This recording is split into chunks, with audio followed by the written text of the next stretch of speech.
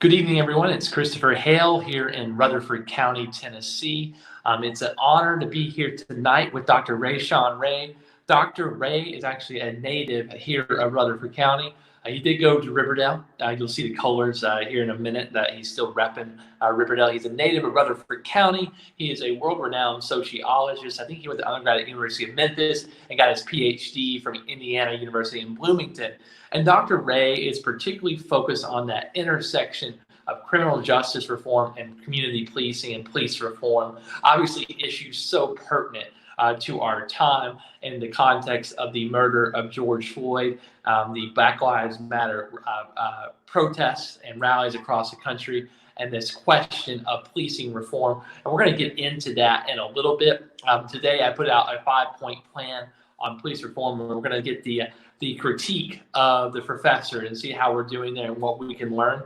But I want to give Rashawn Ray a little bit of chance to introduce himself and tell us about his experience growing up here in Rutherford County in Murfreesboro, Middle Tennessee, and how he got into this line of academic work. Dr.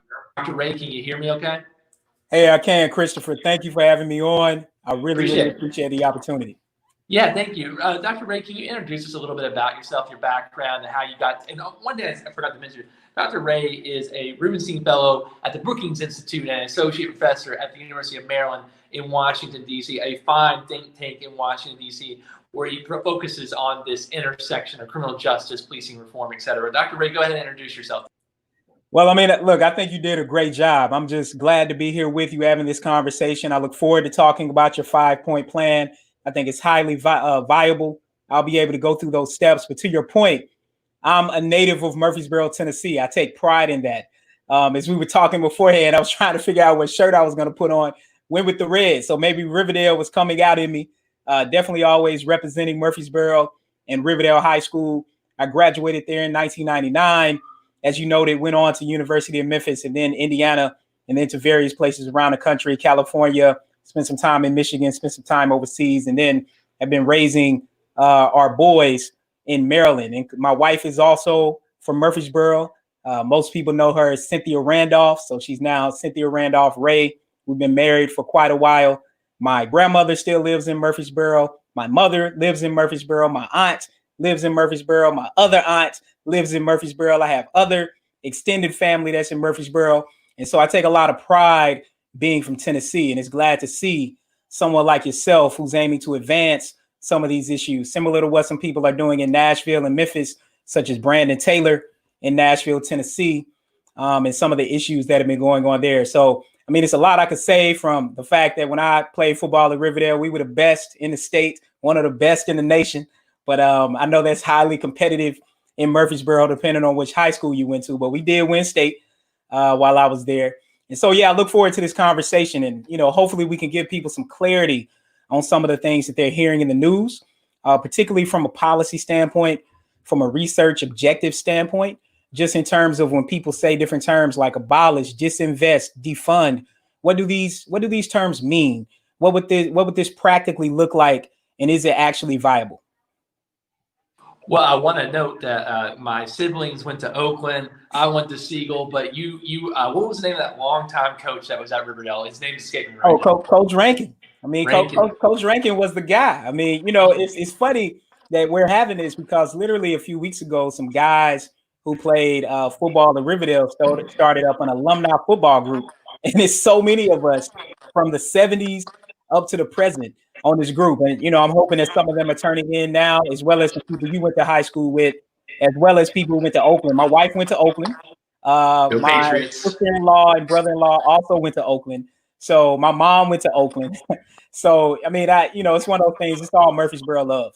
Sure. Well, you and I grew up in the old Murfreesboro. It's gotten a little bit bigger. I want to talk about an incident that happened here in Murfreesboro. I think what's so remarkable is the Black Lives Matter movement, particularly was an urban-focused movement from everything that I could tell and experience until really 2 or 3 weeks ago. And really what was, I would participate in this march in Murfreesboro. I expected maybe 100 people to show up. I think it was close to 500, 600, 700. We gathered in prayer in a very Rutherford County way.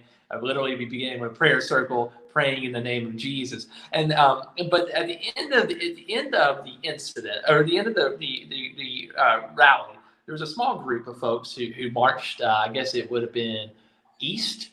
I think it was in east on Main, and they encountered the police force right there at Middle Tennessee Boulevard in East Main, and in a strange series of incidents, the mayor of Murfreesboro at 6:32 p.m. calls for a 6:30 curfew, so a retroactive curfew, which is illegal, and then fires tear gas on these kids who are sitting out in the middle of the street, and then calls in the National Guard, spends six figures to call in the National Guards. And from what I can tell, it was maybe 15 young people, mostly students, sitting in the street. What has happened? Why is there a militarization of the police force? And help me understand maybe the historical roots and what's happening here. What are we seeing?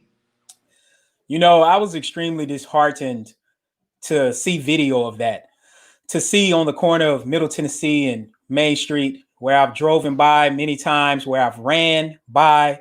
My grandmother doesn't live too far from MTSU.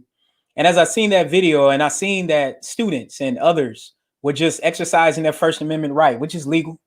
And all of a sudden they're being sprayed with tear gas. There's a tank riding up on MTSU's property heading toward the president's mansion. That's not what the Murfreesboro I know looks like. I was extremely disappointed in that. I think a lot of people were as well. I think what represents Murfreesboro are Murfreesboro police officers like Christopher Williams, like Officer Lamb, who I seen another video where there were some people marching around the square and they asked police officers to join in. And Officer Lamb in the clip I seen was the only officer to join in. He's aiming to do tons of work to help people recover from addiction. He has an organization called Crime Free. People should really support that. And so when I think about the militaristic ways this is happening, how do we get here? Well, there's a series of history points we could lay out, but there's one in particular that I want people to know. We go back to 1968, which probably what we've seen in this country recently, even though we could look at what happened in 2015 and other times. But what happened over the past couple of weeks after the murder of George Floyd is we've seen massive unrest around the country. We've seen rioting, we've seen looting, and of course we've seen that before, but it was pretty widespread, particularly in the way that the police decided to deflect from those situations, particularly in Minneapolis, and let a lot of things happen. I think they were like, people need to vent, let's let them get it out. That also suggests that police officers can have restraint when they actually want to and need to have restraint. The history of militarization in the US when it comes to the police can be really dated back to the late 1960s. I think that's our big comparison point. Part of what we know is that after Martin Luther King Jr. was assassinated in Memphis, where I happened to go to college, is that within a series of days after that, cities around the country burned, similar to what we've seen happen in Minneapolis and other places. What happened after that was President Lyndon B. Johnson implemented widespread civil rights legislation that coincided with the Civil Rights Act and the Voting Rights Act. This Civil Rights Act of 1968 focused on fair housing for the Fair Housing Administration. That essentially allowed for desegregation in where people live to actually commence. Now, we still know that de facto redlining still exists, but legally that was something that transformed that. The other thing President Johnson did, though, was he instituted a bill that allowed for the police to take up similar tactics to the military, allow for them to not only call up the National Guard, but to also use weapons and tactics. And then we know with certain legislation like 1033 that law enforcement can purchase, lease, and actually own old military equipment. And we have to ask ourselves, why do they need that type of equipment when 9 out of 10 social interactions, like encounters that police officers have, are simply that? They are just interactions. They are not violent responses. And the research I've done with police departments around the country, from those in the DMV, to those in the South and the Midwest, as well as the West Coast, shows that their tactics are overly focused on tactics that call for responses to violent encounters. And if they overwhelmingly respond to situations that don't recall for those violent encounters, then they don't necessarily have the repertoire, the skill set to actually deal with what they're encountering. It leads to an escalation. One thing that we'll highlight in a second when we go through your 5-point plan is what is the point of police officers responding to certain types of calls that aren't necessarily criminal and violent in nature. Some people say, well, it could get out of hand. Sure. Well, maybe they should be back up. Maybe they should stay on the street and some other things. So we'll get into those details. But I think from the militaristic side, what people are seeing in America, from officers in Buffalo pushing down an old man, busting his head up. Not only did they push him down when all they had to do was sidestep, and he was old enough to be their grandfather, their great-grandfather. Not only did they push him down and blood is oozing from his head and his ears, they busted his head wide open. Nobody came to render aid at that time. We also know that in LA, a homeless man is walking across or in a wheelchair trying to get out of the street. So wheeling himself across the street, couldn't get up on the sidewalk. Officer said for everybody to get out of the street. Instead of one of those officers coming, helping him get up on the sidewalk, that would have been the humanitarian thing to do, the moral thing to do. What did they do? They shot him in the head with a rubber bullet, blood everywhere. That's not what we want to see law enforcement look like. And as a person who has several police officers, and I have several police officers in my family, many of whom have served in Murfreesboro, including my great uncle, Walter J. Gooch, who was essentially the first Black chief of police in Murfreesboro. Like, this isn't what we want to see. And I think that's the reason why people are protesting in the street. And it's interesting, too. I think Ruth Marcus in the Washington Post highlighted a little bit of your work this past week. But really, what you seem to make the argument, which I think is coherent and correct, is this is not a question of a few bad apples. This is actually a question of a diseased tree. You talk about Officer Christopher Williams, Officer Jacob Land. We know, I think the vast majority of officers are good, patriotic, loving men and women, but there's a systemic issue. Can you talk about what is wrong with the few bad apples approach and why we need to have a systemic overhaul writ large? Yeah, Christopher, to your point, I think we've seen this in Minneapolis, and I think that's what annoys so many people, and it's really shifted public opinion. As you noted, I wrote a piece at the Brookings Institute entitled "Bad Apples Come from Rotten Trees and Policing." And people overemphasize bad apples, but they have to come from somewhere. And bad apples oftentimes come from rotten trees. And the rotten tree in law enforcement, to be honest about it, is structural racism. Why do I say that? Well, it's a couple of reasons. It's a few specific points. I've noted one as it relates to the militaristic ways that policing operates.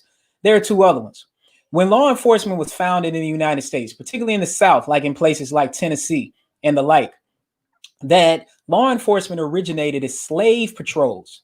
These slave patrols were set up to track Africans and Black Americans who had fled plantations seeking their freedom. That's the way law enforcement originated. Then we know when the KKK was founded, that part of the KKK was firmly cemented within law enforcement agencies. We then know that in 1952, the Emerald Society was founded by a group of Irish firefighters and police officers. And a sect of that organization were firmly embedded in white nationalist organizations and firmly embedded within law enforcement.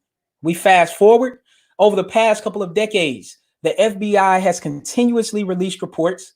One just recently with the Department of Homeland Security with the president of Brookings, General John Allen, who is a 4-star general who headed up the Middle East for a series of time while we were in battle and war there.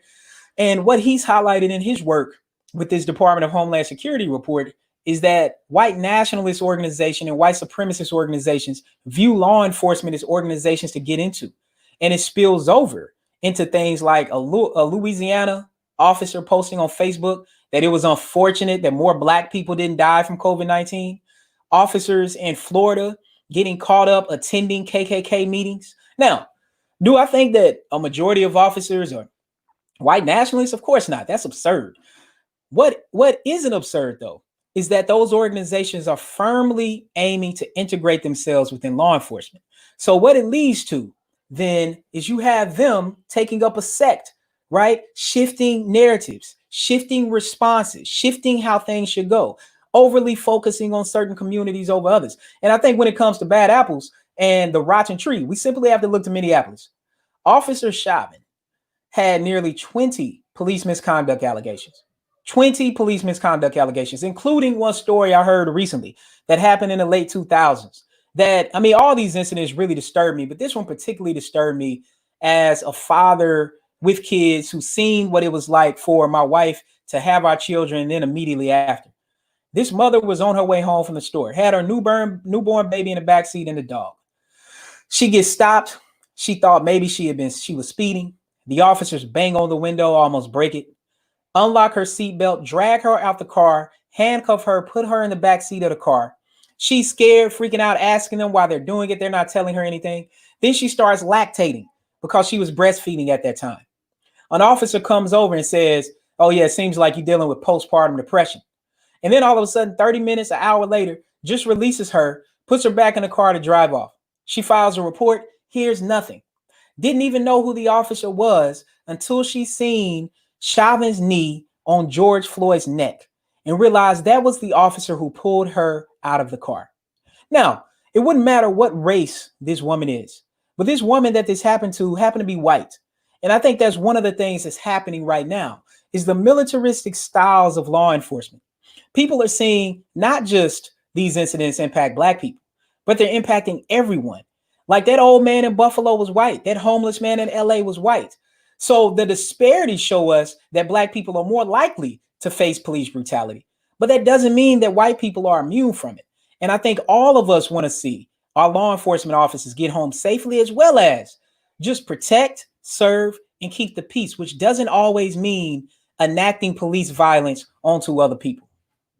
And it seems to be, if I understand your claim, which is backed by history and data, et cetera, is that Bull Connor, for example, was not an aberration. He was a natural, a understandable result of the way policing has been set up in this country. Is that fair to say then? I mean, without a doubt, and I don't even, to your point with Bull Connor, he's a name that people recognize given what he did in the 50s and 60s.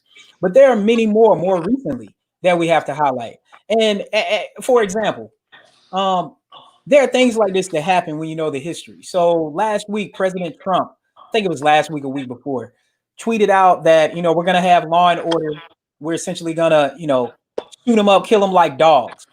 Well, that quote that he made was actually from a police chief in the 1960s who was known to be a white nationalist.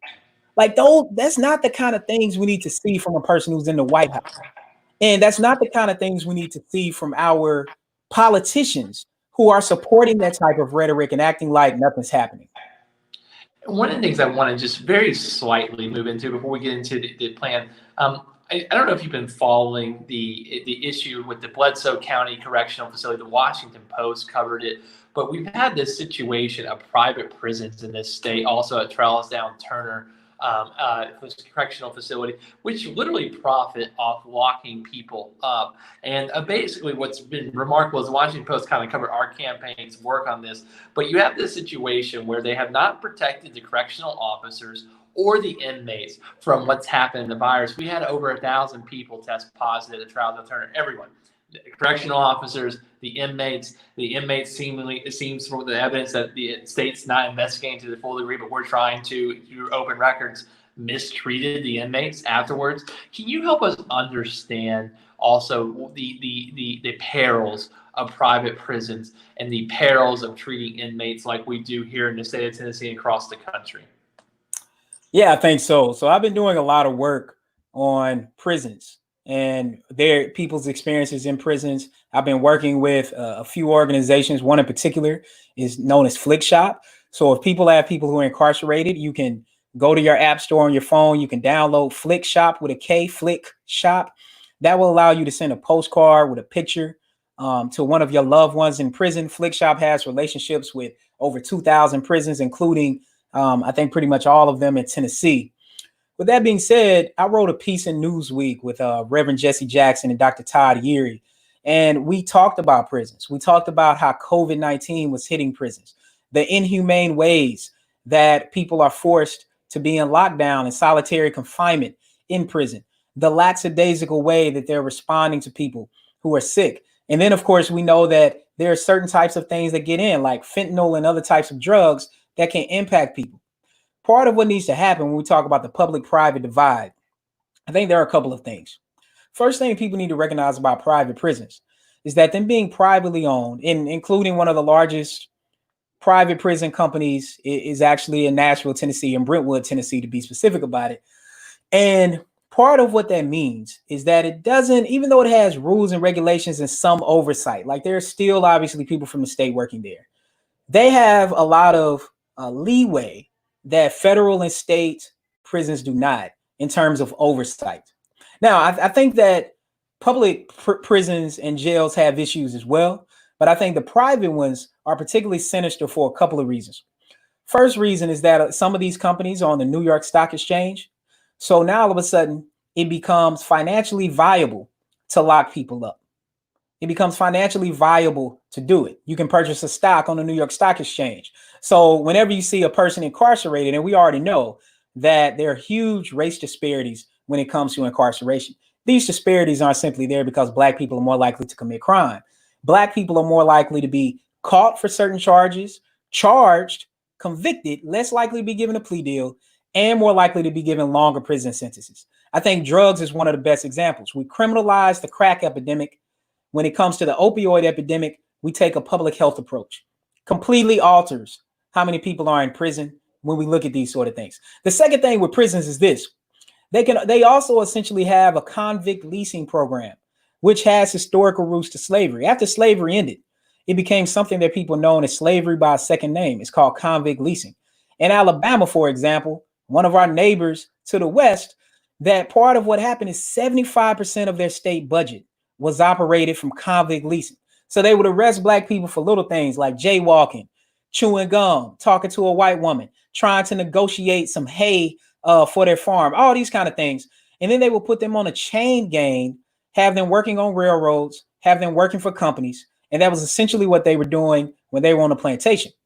There are a lot of people who feel that it's important to do away with private prisons. I think some private prison companies are trying to make a lot of changes. But I do think that it's something we need to focus on. I also think that the First Step Act that Congress and Senate came together and was signed by Trump is important in the sense that it focuses on re-entry. It focuses on returning citizens.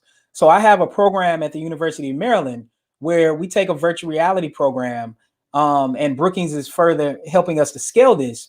And essentially what we're doing is taking virtual reality into prisons to give people vocational training, help them with soft skills, self-efficacy, so to feel like they're in control of their lives. So when they get out, they can be better prepared for the workforce. Because we have a lot of people that's getting out of prison who don't have skills.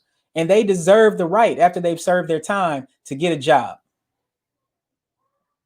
Well, and I think that what you've highlighted is that the purpose of imprisonment confinement is justice, but also rehabilitation. And I hope in most circumstances a pathway to redemption. Very quickly, I just want to put a comment up by Mark Smith. He says the Black Lives protest in Winchester was well done. There was communication and cooperation among government officials, police, troopers, and organizers, and created a safe and impressive march to recognize injustice. One of the things I think that is interesting to me is we're seeing this spread through rural Tennessee. Winchester ain't big. Franklin County is very small, and it's remarkable. I got to be honest. We were at four protests where the vast majority of the people there were Caucasian, were white people, and most of them I think were conservative. It seems to me that there is a shift on this, and I just want to get a sense. I'll be honest with you. I am confused, I would say intellectually, on what made this different from all the other instances we've seen in the cell phone video camera era. Why this one? What happened? Why is this spreading throughout rural Tennessee in Trump country? That's a great question. I've gotten that question a lot. People are like, I'm trying to, and to your point, Christopher, people like you who know the history, even the recent history of the movement for Black Lives, are like, what makes this one different? I mean, there have been so many that haven't caught on. I think it's a few things going on. I think the first big thing is that the movement for Black Lives, the Black Lives Matter movement, have done a really, really good job of mobilizing people. What I mean by that is, when Trayvon Martin was killed by George Zimmerman, and George Zimmerman was found not guilty, that moment started the Black Lives Matter movement. Came to its apex. with Michael Brown in Ferguson, Freddie Gray in Baltimore, Eric Garner in New York, and 12-year-old Tamir Rice in Cleveland. And then, of course, several others since then. So what made this different? I think part of it is that the movement for Black Lives has continuously mobilized and pushed their agenda. Part of pushing their agenda is using social media. They know social media is the main way that people communicate. I think particularly young people, but everyone. I mean, you have grandparents who want to be on Facebook to see their grandkids.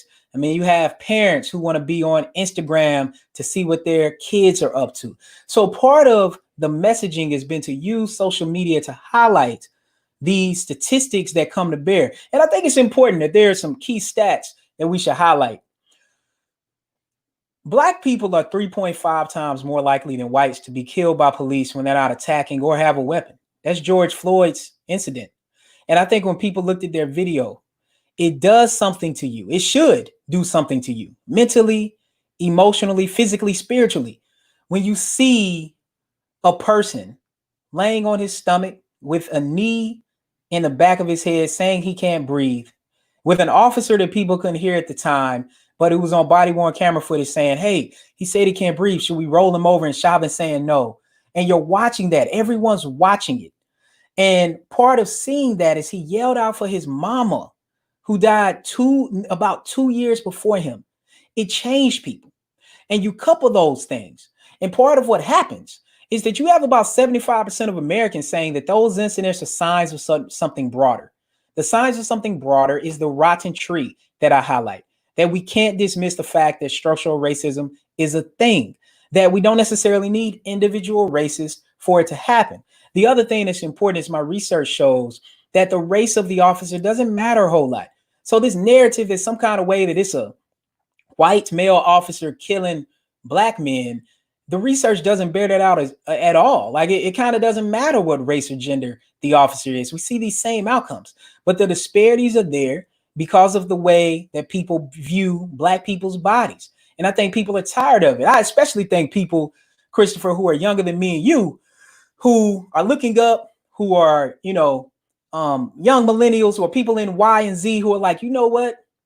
My parents told me, they're looking at their parents like, you all told us we weren't going to deal with this anymore. And here we are dealing with it again. So you know what? We're going to deal with it in our own way. It doesn't matter if I have conservative values or liberal values. But what I don't want to have in my society, and these is young people speaking, what I don't want to have in my society is racism.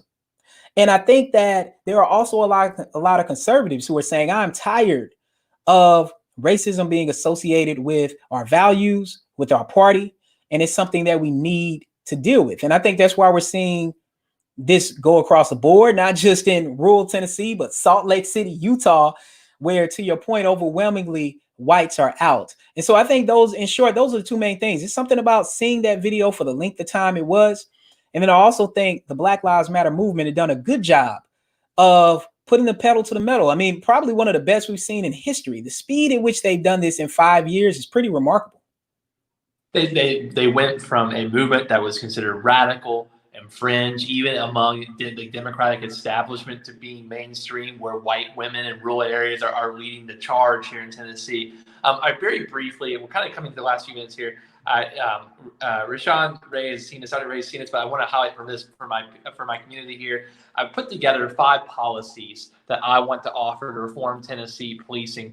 Very quickly, I will go through them. Number 1 is to abolish qualified immunity. Basically, federal law allows officers to be immune from civil liability for any kind of abuse of power, even if they're criminally charged. So it's hard to get civil settlements for this, and we need to end that. It's not like that in any other profession. It's very strange that we treat policing as that one means. I want to end the over-militarization of police departments. The Murfreesboro Police Department should not have military equipment for a bunch of kids on Middle Tennessee Boulevard in East Main. It was over the top, and we don't need that. It's not necessary.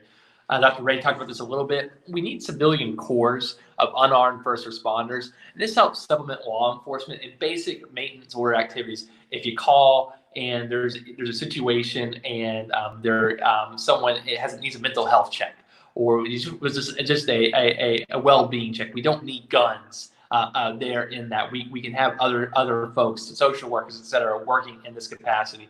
And finally, I want a national standard for the use of force that emphasizes four things: de-escalation, non-lethal force, implicit bias, and that's basically the bias that is subconscious within us that causes particularly white people, white officers to have biases towards people of color that they encounter in their day-to-day work.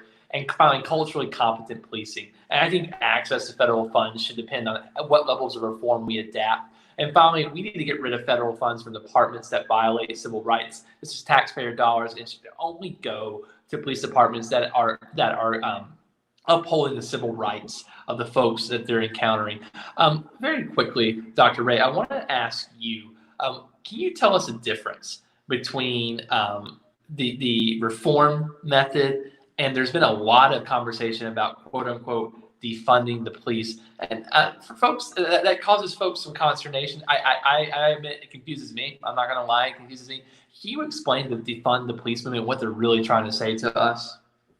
Yeah, I think the first thing I want to say, Christopher, is that your 5-point plan for restructuring policing and helping to keep people safe is spot on. I mean, I really, really like those ideas. Those are policy solutions that are coming out of the Brookings Institution, some of the work I've been doing, and obviously seeing some of that in the new package that's being presented on Capitol Hill right now. When people use terms like abolish, defund, and disinvest, what are the differences here? Well, abolish obviously means to do away with. People don't always mean just do away with police in the sense of just completely doing away with them so that they never exist. I think part of what they're saying is it's an acknowledgement of the way that that police departments are embedded with inequality that needs to be dealt with. And part of the abolishment is doing things like potentially what Camden did a few years ago, where they literally restarted their police department. So it doesn't mean that police departments aren't going to exist, but it does mean of doing something along those lines. I think Minneapolis is trying to figure some of that out now as their city council did that. So that's the abolish part. But also the big thing with abolish is an acknowledgement that law enforcement has roots in slave patrols, that it has been infiltrated by white nationalism. And again, I mean, these are just facts. I mean, people can try to say whatever they want about them, but I mean, these are the facts of law enforcement in the United States. When it comes to the defund, disinvest perspective, those words are pretty similar to people who are advocating for these initiatives.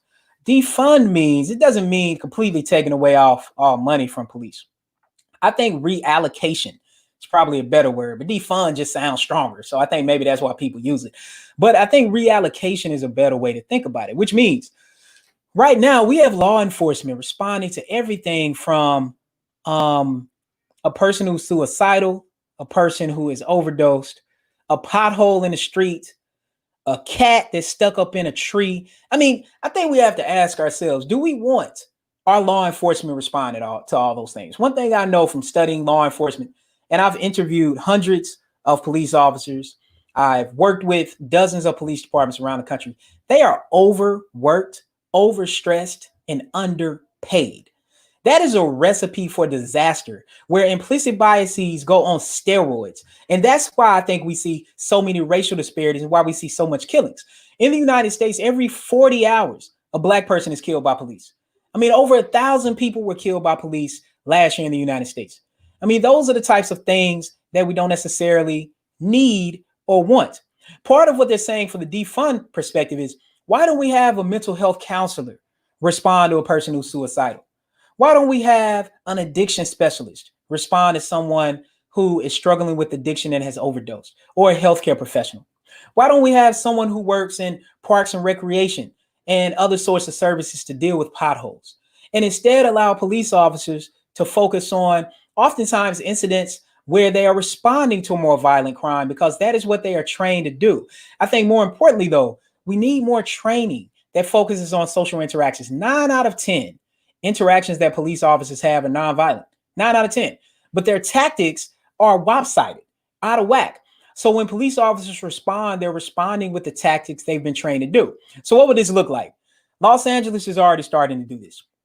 It looks like taking a portion of a police department's budget, and these budgets are huge. So LA, one of the largest police departments in the country. So people shouldn't make this comparison to Murfreesboro or even Nashville or Memphis. But in LA, they're reallocating a percentage of the budget of anywhere from 150 million to 250 million for social services, like I just described. The other thing they're doing is they're going to invest in local communities. They're going to improve schools. They're going to improve work infrastructure. Why is that important? Because research overwhelmingly has always shown that if you want to really decrease crime, you don't increase police presence.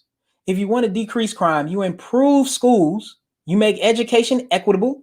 You don't have one part of Murfreesboro school being worse than another part simply based on the zip code. And then you build a work infrastructure. And if you create equitable education and build a work infrastructure, crime goes down. I think the other thing related to this is one big thing I advocate for in my work is restructuring civilian payouts for police misconduct. When officers mess up, and they do, just like anybody else in any other profession, but the difference is that we really need our police officers to be above reproach. I want to give a quick analogy I heard from Brian Stevenson. He likes planes. He gives these plane analogies. He said, what if somebody told you that, some of our pilots, they're just bad apples. You got a chance. Every 1 out of 1,000 planes you get on, flights, it's a chance it's going to probably crash. Everybody's going to die. You don't really worry about that. Because, it's okay to have bad apples. We got to have law enforcement be above reproach, like we need our pilots to not ever crash planes. It's non-negotiable, and I think that one of the things you talked about is the roots. And when I'm with the United States Congress here in Murfreesboro and throughout the entire Middle and East Tennessee, I want to invest in jobs and education, not jails and incarceration. Dr. Ray, I really appreciate you being here. You said on Instagram we're two borough boys trying to do good, and I really appreciate it. Hey, when I get elected and get sworn into office on the 5th of January 2021. Can you and Chris Williams and Officer Lamb, can y'all come down? Can we work together and make some good things happen? I look forward to it. You let me know, and good pursuit in your race. And I look forward to supporting the initiatives that you have. I appreciate it. Well, you are Gary Rankin's the best of Riverdale, and Murfreesboro is very proud of you. Thank you for all you're doing for our community and for this country. Thank you. Thank you, Doctor.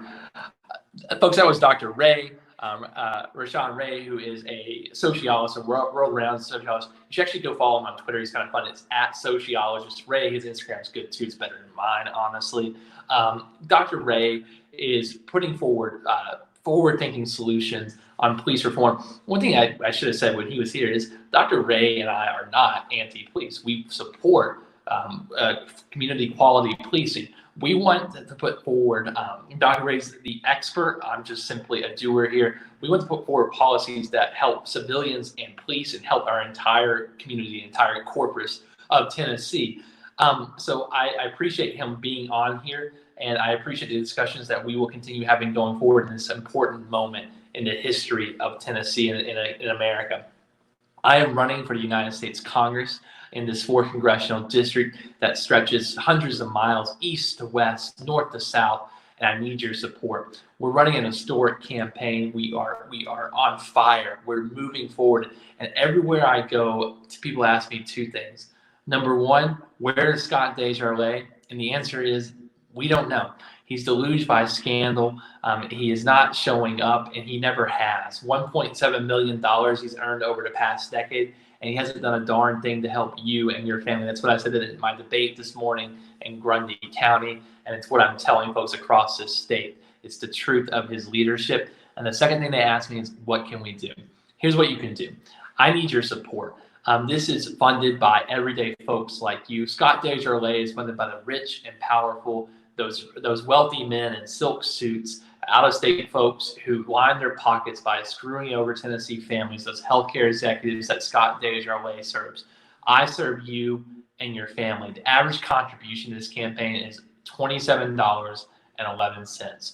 Even if you can only give $5 a day, $5 a month, what it does, it helps build this movement. It doesn't feed my mouth. It feeds this movement across the state to bring generational change to Tennessee and America. Donate today. Go to ChristopherHale.com. Also, if I have your support, let us know. if you text hell yes to 31996, what that does is it allows us to know who our supporters are so that we can better allocate to folks we haven't won over yet. So if you want to get off the spam list, text us. We won't spam you. We'll put you out of the system so that you don't have to worry about that, and we can draw on you to volunteer and get other supporters out there.